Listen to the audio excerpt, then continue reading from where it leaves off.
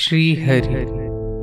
यह प्रवचन सेठ जी के द्वारा श्री घनश्याम दास जी के मकान पर दिनांक 26 दिसंबर 1956 को प्रातः 8 बजे दिया गया।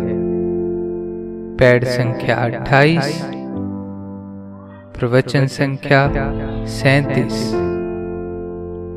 विषय: हम जब तक कोई काम नहीं छोड़ते हैं तो आप क्यों छोड़ो।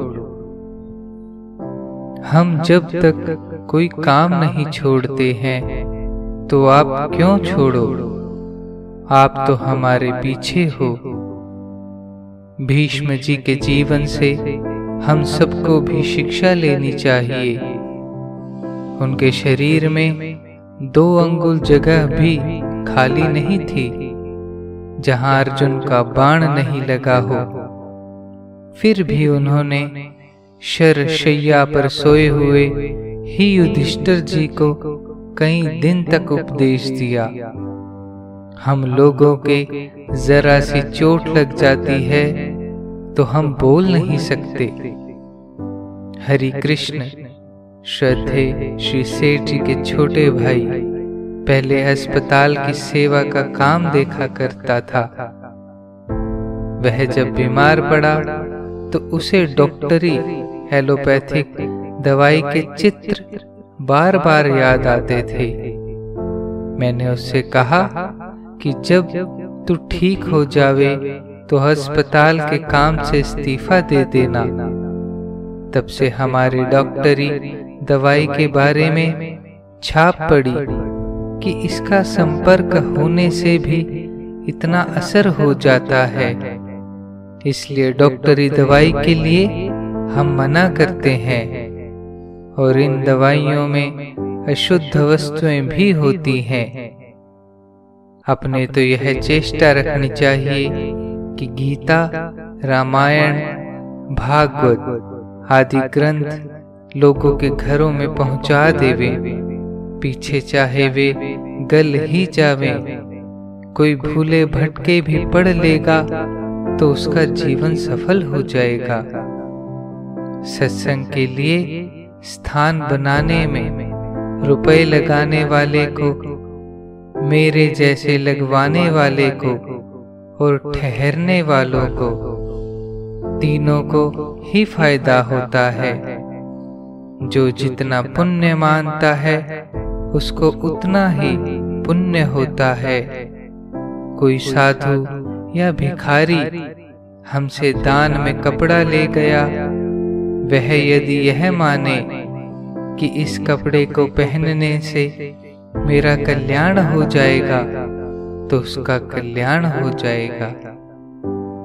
आप लोगों ने नई मान्यता खड़ी कर ली कि हमारी मानी हुई मान्यता से काम होता नहीं है, तो ऐसी मान्यता को हटा देना चाहिए। जैसे ऋषिकेश जाते हैं और यदि यह मान्यता कर लें कि अब की बार भगवत प्राप्ति होगी, किंतु साथ में दूसरी भावना भी होती है कि प्राप्ति होती तो नहीं, यह खास मान्यता है, तब भगवान किस तरह मिले।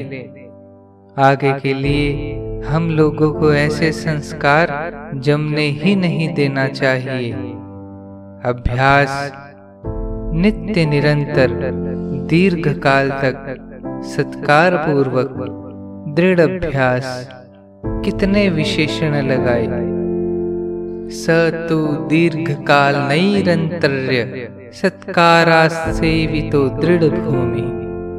अर्थात किंतु वह पूर्वोक्त अभ्यास दीर्घ काल पर्यंत निरंतर व्यवधान रहित ठीक ठीक श्रद्धा, धैर्य, भक्ति पूर्वक अनुष्ठान किया हुआ दृढ़ अवस्था वाला हो जाता है।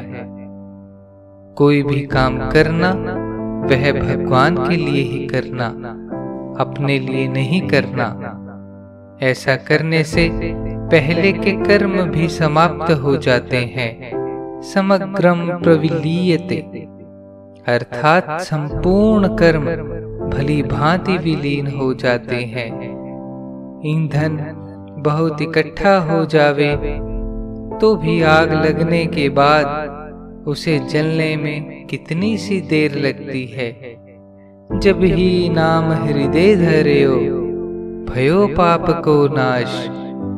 नाम को हृदय में धर लो, वहां से उठाओ मत। आप लोग गोपाल की बेगार काटते हैं, तब ज्यादा लाभ किस तरह से हो। टिप्पणी। पूर्व काल में गोपाल नाम के एक राजा थे।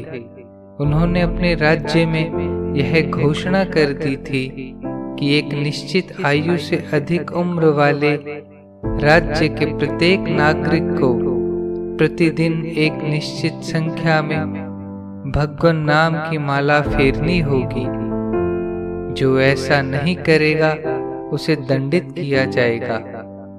भगवत भक्तों ने तो यह काम बड़े उत्साह से किया तथा राजा जी की प्रशंसा भी की, लेकिन अन्य सांसारिक लोग इस काम के लिए आपस में यह कहने लगे कि चलो गोपाल की बेगार भी काट लेते हैं। जैसे दिल से काम करेंगे वैसे ही तो तनख्वाह मिलेगी। साधन की चेष्टा भले ही कम हो, किंतु मान्यता में कमी नहीं होनी चाहिए। श्रद्धा, भाव, प्रेम के आगे कुछ भी नहीं है। भाव धारण करने की चीज है। भाव का उदाहरण, एक मनुष्य वृक्ष के नीचे भगवान की प्राप्ति के लिए साधना कर रहा था। उसको नारद जी वहां से जाते हुए दिखाई दिए। उसने नारद जी से पूछा कि आप भगवान के पास जा रहे हैं, उनसे पूछना कि मुझे कब दर्शन देंगे। नारद जी ने भगवान से पूछा कि उसको कब दर्शन दोगे। भगवान ने कहा कि वह जिस वृक्ष के नीचे बैठा है उस वृक्ष के जितने पत्ते हैं उतने वर्षों के बाद उसको दर्शन होंगे। नारद जी वापस आए। उस व्यक्ति ने नारद जी से पूछा कि भगवान ने क्या उत्तर दिया। नारद जी ने बताया कि भगवान ने कहा है कि जितने इस वृक्ष के पत्ते हैं उतने वर्ष बाद दर्शन दूंगा। उसने पूछा कि क्या ऐसा भगवान ने कहा है। नारद जी बोले कि हाँ, ऐसा स्वयं भगवान ने कहा है। यह बात सुनकर उसका भाव बहुत बढ़ गया कि मेरे को भगवान दर्शन देंगे। उसके भाव के बढ़ने से भगवान तुरंत प्रकट हो गए। नारद जी भगवान से बोले कि आप तो कह रहे थे कि इतने वर्षों बाद दर्शन होंगे। भगवान ने कहा कि उस समय यह जैसे साधना कर रहा था उससे उतना ही समय लगता। अब इसका भाव इतना बढ़ गया है कि मुझे तुरंत दर्शन देने पड़े।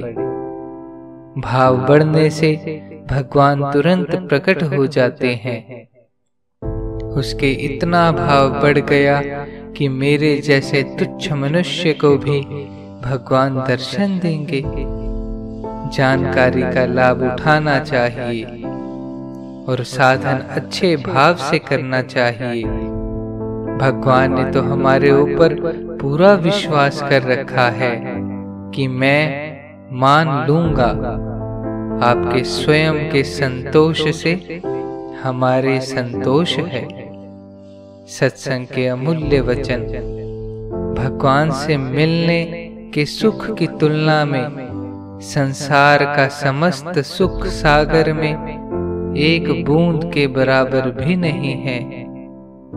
नारायण नारायण नारायण श्रीमन नारायण नारायण नारायण नारायण श्रीमन्नारायण नारायण श्रीमन्नारायण नारायण